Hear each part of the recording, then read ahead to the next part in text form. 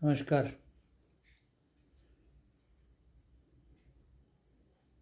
मैं मूलतः चिकित्सक हूँ, ये तो सब आप जानते हैं।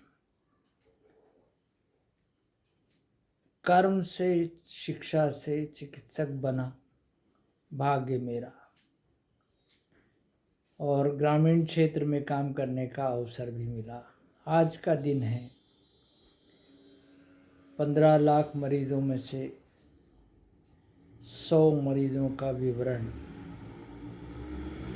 क्रमशः सुनाता जाऊंगा। और इस बातचीत को शीर्षक दिया हूँ मैंने, ईश्वर के 100 बार दर्शन।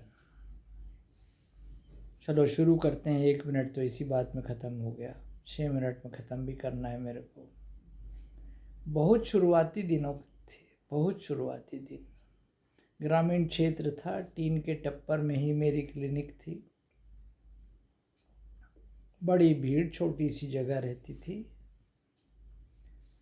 और काफ़ी बड़ी लंबी चौड़ी भीड़ जमा हो जाती थी। और फिर इस बात का भी लोग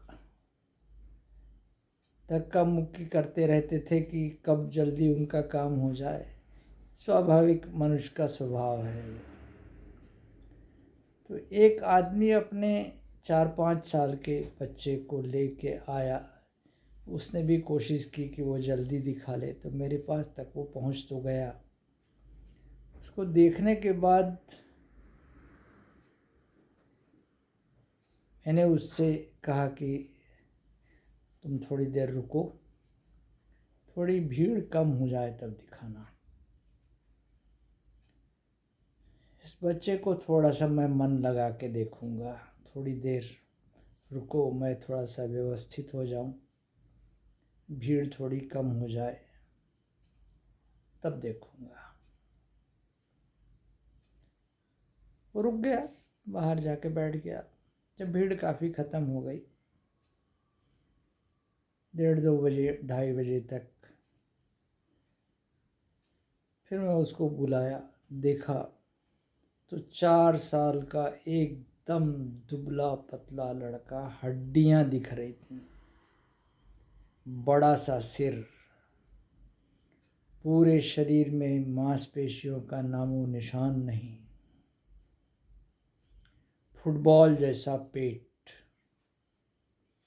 छोटे फुटबॉल जैसा सिर।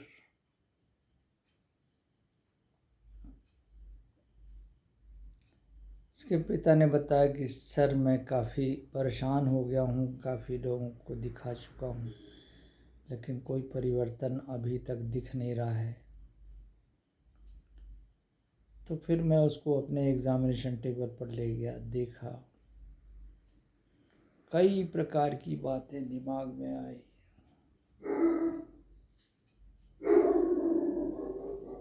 हाइड्रोसिफेलिस से लेके एब्डोमिनल फ्लूइड, न जाने कितनी प्रकार, रिकेट्स से लेके न जाने क्या क्या दिमाग में आया। अंत में आधे पौन घंटे बाद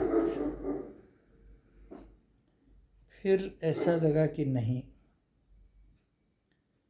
अपनी सारी बातों पर और इस मरीज़ को अच्छा करने के लिए, अपना पूरा ध्यान केंद्रित करने के लिए इस बच्चे को फिर से कल बुलाया जाए।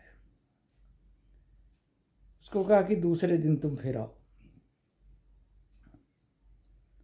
दूसरे दिन आया, फिर दूसरे दिन भी मैंने देखा, तब भी कुछ समझ में नहीं आया कि लकड़ी के ठूंठ जैसे हाथ पांव, फुटबॉल जैसा पेट, छोटे फुटबॉल जैसा सिर।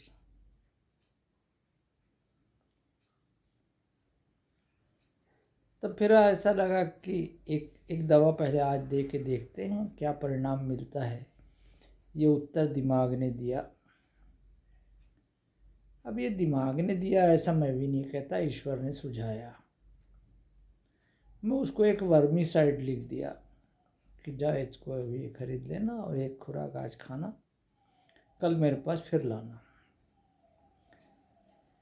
खैरागढ़ से 3-4 किलोमीटर की दूरी पर था। दूसरे दिन फिर आया, अपने साथ एक बाल्टी ले आया था साथ में, उसके ऊपर एक कपड़ा ढका हुआ था। बच्चा और वो दोनों आके बैठ गए। वो देखने लगे कि भीड़ कम होगी तभी दिखाएंगे। मेरे सामने जब पहुंचा वो जो कपड़ा ढकी बाल्टी थी, मैं समझा निश्चित रूप से वैसी बाल्टी एल्युमिनियम की दूध के लिए उपयोग करते हैं, तो हो सकता है ऐसा कुछ किया हो। बच्चे को सामने लाया तो उसका पेट करीब करीब सामान्य था। सिर तो उतना ही बड़ा था, लेकिन पेट करीब करीब सामान्य था। मैं उससे पूछा कि ये बाल्टी में क्या लाए हो आप? तो बाल्टी के ऊपर का कपड़ा उसने हटाया। उसमें जिनको विज्ञान की भाषा में स्कैरिस लम्ब्रिकॉर्डस कहते हैं, वो बाल्टी भर भरे थे और कुछ की मोटाई तो अंगूठे बराबर थी। पूरे बाल्टी भर में न जाने कितनी संख्या थी, 500 थी कि 1000 थी, नहीं मालूम।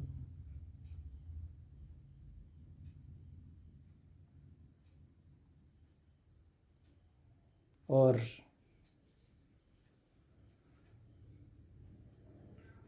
उसका पेट बिल्कुल सामान्य था। मैंने फिर उसके बाद कुछ दवाइयाँ लिखा, सामान्य न्यूट्रिशन और ये जो भी वो विज्ञान की बातें हैं। उस आदमी के चेहरे की तरफ देखा तो उसके आंख से 2 बूंद आंसू टपक गए,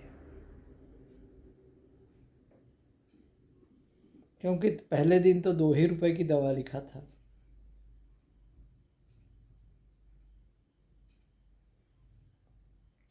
मेरी आंखें भी थोड़ी सी डबडबा गईं